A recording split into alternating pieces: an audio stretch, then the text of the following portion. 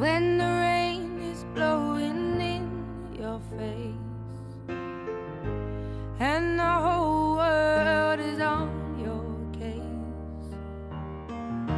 I could offer you a warm embrace to make you feel my love. When the evening shadows and the stars appear and there is no one there to dry your tears, I could hold you for a million years to make you feel my love. I know you haven't made your mind up yet, but I will never do you wrong. I've known it from the moment that we met, no doubt in my mind where you belong.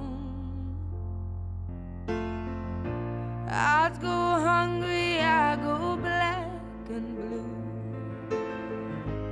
I go crawling down the avenue. No, there's nothing that I wouldn't do to make you feel my love.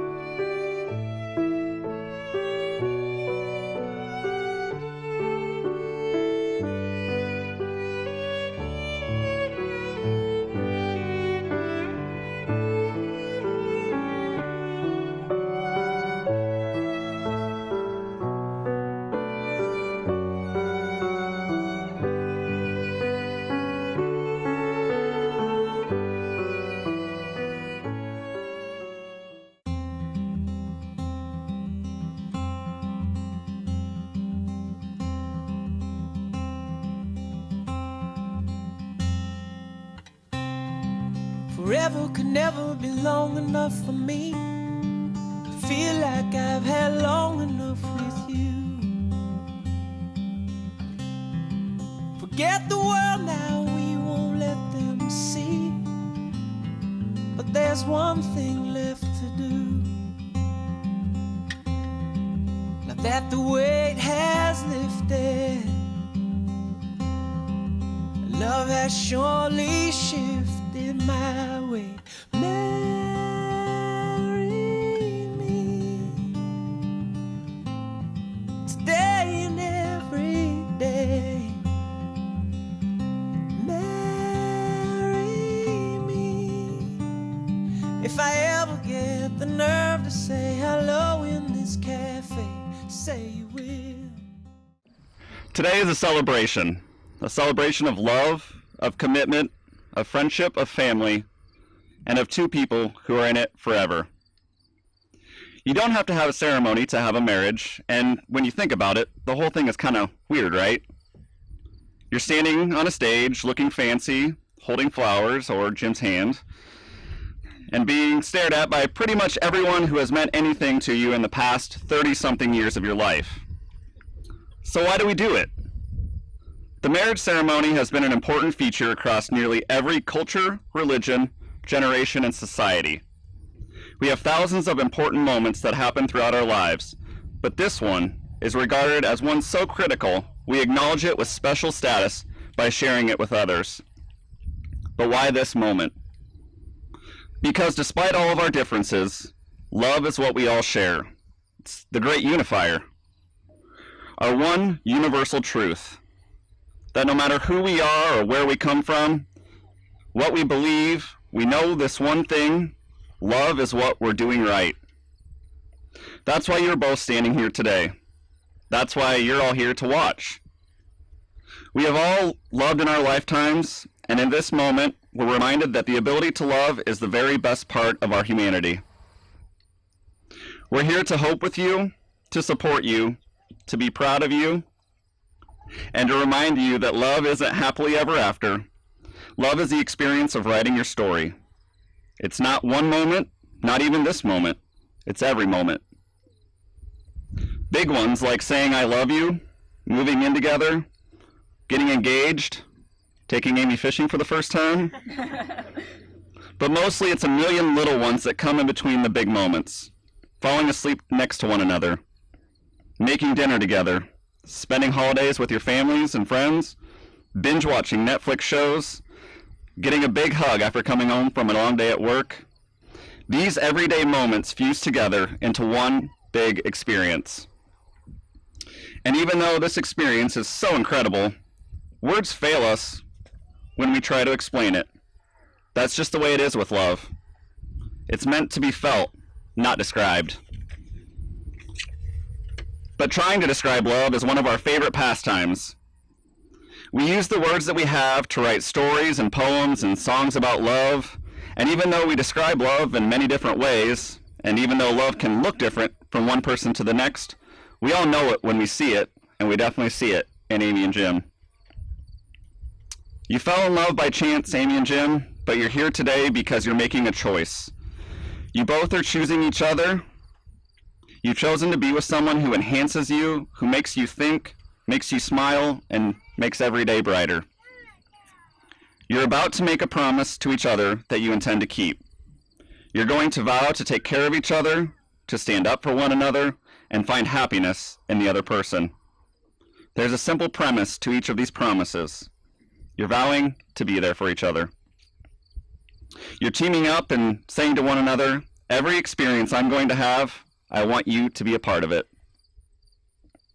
So, will you, Jim, keep Amy as your favorite person?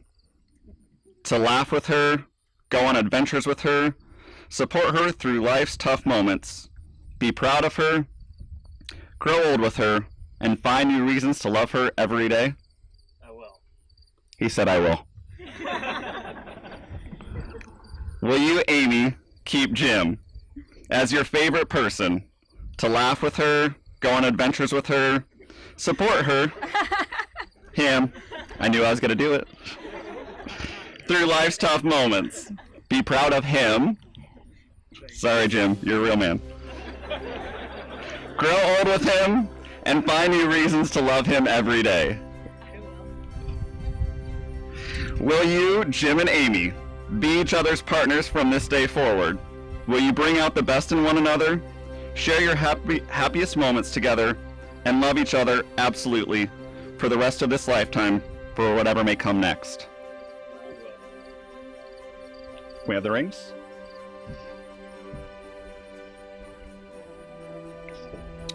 You have both chosen to wear rings as a reminder of these promises.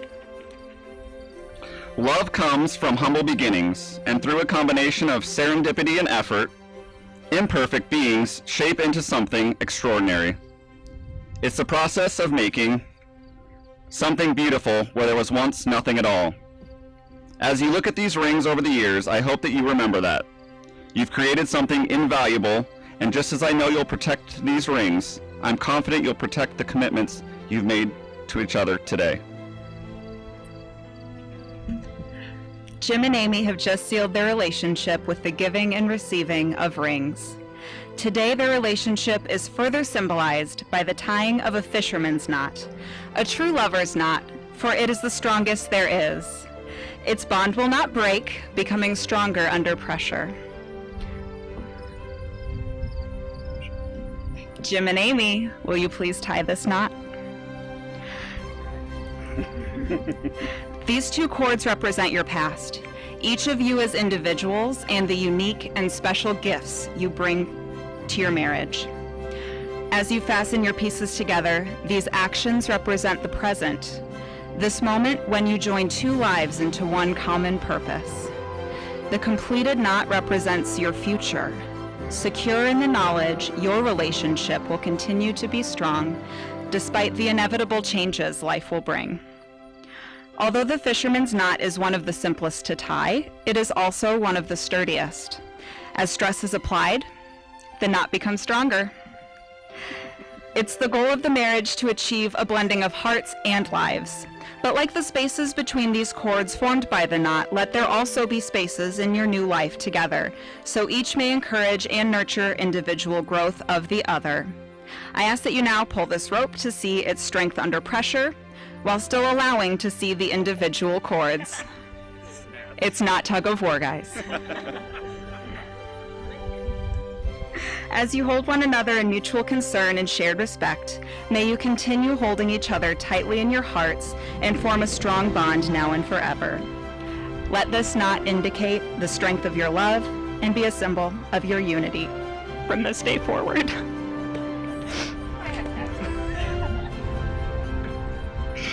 I hope we haven't talked so long that people have finished their drinks, because this is a celebration, and every celebration needs a toast. So, to wrap this up before we all head into the reception hall for dinner and lots of dancing, I'll ask you all to raise your glasses to Jim and Amy as we celebrate their love, and I recite the final toast. Jim and Amy, may your marriage bring you all the exquisite excitements a marriage should bring.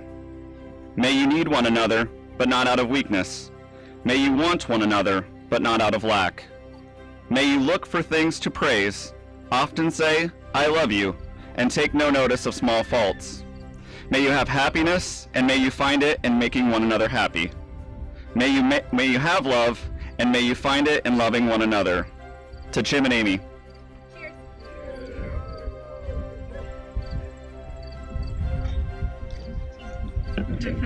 Okay, now I need that. So you stop shaking. Jim?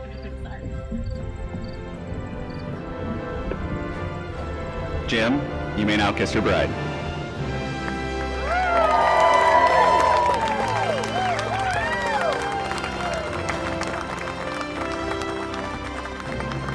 It is my honor to introduce you for the first time, Mr. and Mrs. Jim and Amy Bierbaum.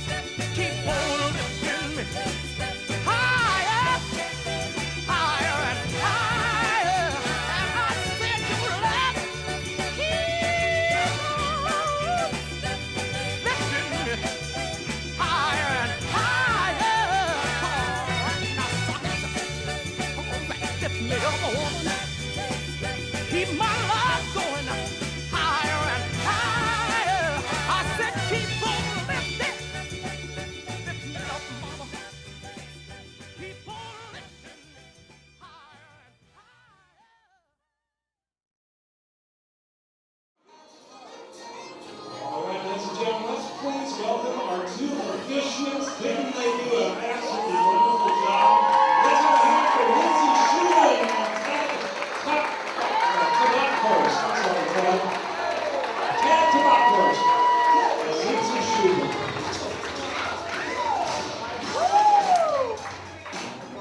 All right, ladies and gentlemen, let's please put your hands together for the bridesmaids and groomsmen. Up first, we have Matt Schreiber and Jessica Bierbaum.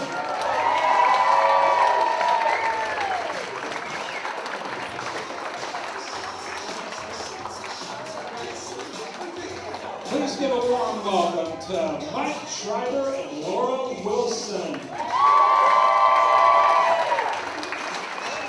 And last, and certainly not least, ladies and gentlemen, let's please give a very warm welcome to the bride and groom. Let's have a big hand for Jim and Amy Bierbaum.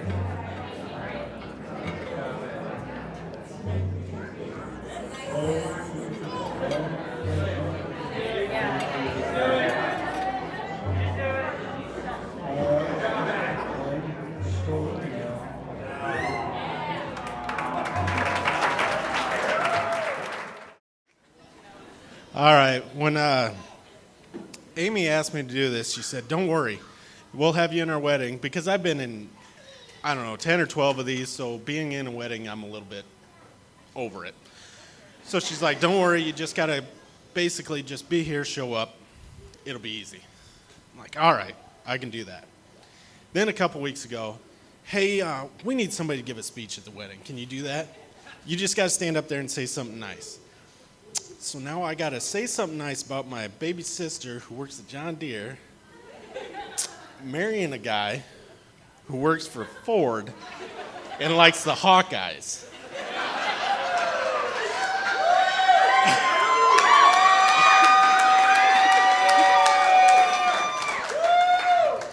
Woohoo! Beat Wyoming.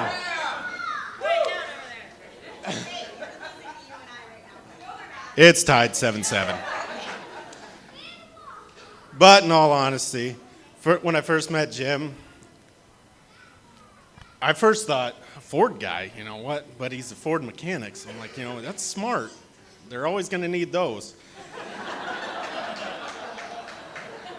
And then I got to know him a little more. He likes to drink Coors Light, and he's just a laid-back guy, and he fits in with the family well. And I couldn't be more happy or proud for you, Amy. Happy for both of you. You guys are great together, and I speak for everyone, and I say congratulations, and here's to you. Cheers, cheers.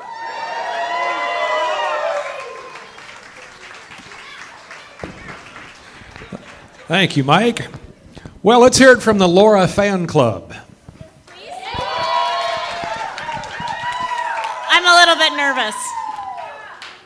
Well, growing up with Jim, anyone that knew him, we are all a little surprised that he's actually going to get married. It actually happened. It's real life.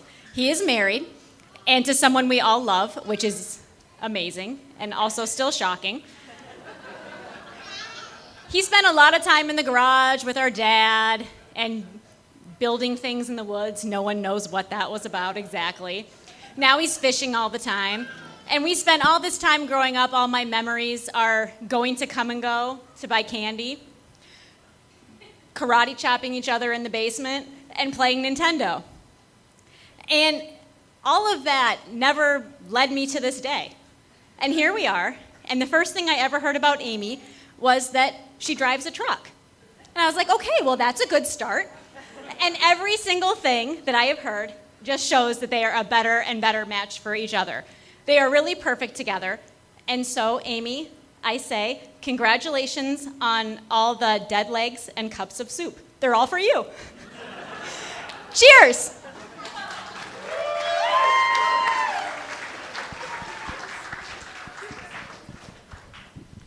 Well, let's have a hand for the T-Rexes here. Jim and Amy.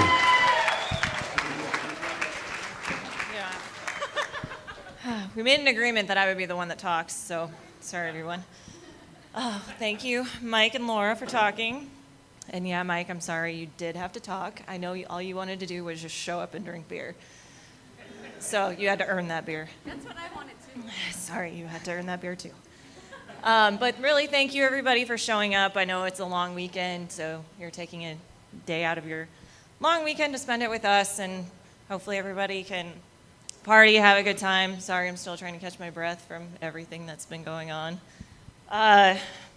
Feel free to help yourself to everything at the bar.